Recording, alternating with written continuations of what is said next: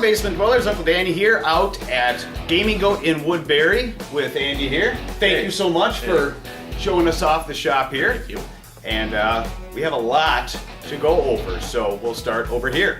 Andy takes a few minutes to explain how Gaming Goat Woodbury came to be. I used to be a nurse, home care nurse, for about 3.5 years. And I had been toying with the idea of opening up a game store kind of in the back of my mind for a year or two before I actually decided to research it. So I went online, did some research, thought about opening it up myself, realized it's a very arduous process, opening up your own game store by yourself with no partners. And I came across the Gaming Goat one day, their website, and they had a one-pager that said, if you're trying to open up a game store, give us a call. And how long was the process in from conception to execution? Because you opened in October. I opened October 1st was our grand open. Our first conversation with Jeff was the end of December 2015. Okay, so it took about 10 months or so. Sure. To get everything finalized legally and renovate this area with paint and flooring and everything else. Yeah. This is this is one of the first stores we've come in that is franchise. It's not there's others that exist, and one thing that you could definitely talk, but it's just the differences, specific differences between building from the ground up, which I can tell you is an absolute pain in the ass, or franchising out, and what the benefits are as far as that goes. The benefits of this is a trademark, technically trademark agreement. Store is that I get a lot of info and support and data from the Gaming Goat Inc. So we have a group on Facebook that we throw ideas back and forth on. We share information. There are 20 some odd, I can't remember, Gaming Goats now. We were one of the first to open outside of Illinois. There's 20 some gaming. I did not know there were that many. Yep, there's a lot in Illinois, and then Houston opened up same day as I did. Really? October 1st, grand open, and then now Las Vegas just opened up a week or two ago. No kidding. I had no idea. We're expanding pretty quickly. Yeah.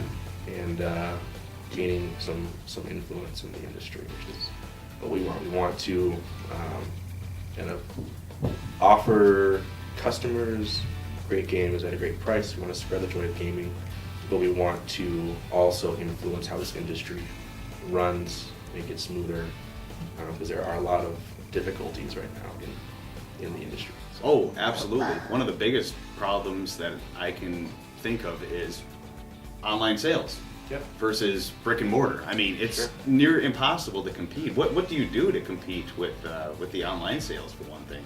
We sell beneath Amazon. Typically, most of our prices at 30% off. Really? Every day are below what Amazon sells for. So we get a lot of people that come in here just for that. We get a lot of revenue from kind of our price point. Right? So you sell considerably under MSRP for a lot of your product. Yep. Can you give me an example for something that I would say is higher end? Like For instance, one of my favorite games, like this is one of my favorite board games to play. This is $50 to $60 most of the time. Sell for $35. You sell this for $35. Yep. $35 for Betrayal. And that's not all. The prices here are amazing. X-Wing, normally $40. They sell it for $28. Arkham Horror, normally $60. They sell it for $42. Codenames, normally $20. They sell it for $14. Munchkin, always $25. You can get it at Gaming Goat for $17.50. Forbidden Island will run you $18. You can get it here for $12.60. Seven Wonders, normally $50. You can get it here for $35. Dominion, $45. You can get it for $31.50. And the coveted X-Wing Tantive, normally running at least $90, can be bought at Gaming Goat for $63. $63 for a Tantic. That is awesome. One thing I've noticed what separates a business model like this as opposed to a corporate chain of, say, GameStop, Yeah. is that GameStop does nothing to cater to the local community. Sure. It seems like this, you can pretty much, read your clientele Yep. and supply what they need, not what the home office thinks they need. Right. So we have a base that is suggested to us to carry. And then over time, we've grown with the customers and what they've asked for and added new lines. So we have a Hero Quits community that wanted us to get some promos and some product in here for them to buy. And I said, sure, it's not too much shelf space. It should be reasonably simple. So we got that in here. Pathfinder Society is really, really big in the Twin Cities. Yes, We it get is. about 14 to 15 people in here every Saturday afternoon to play Society play. So we started carrying Pathfinder books, battles, boosters, the figurines, and now we have the adventure card game. We're going to start scheduling that with the meetup group that plays that game as well. So we'll start kicking that off too. But yeah, customize however you want. Customize the refreshments you offer. You can customize a lot of different things in the store. The franchise gives you a base to start with, but you just grow from there. So.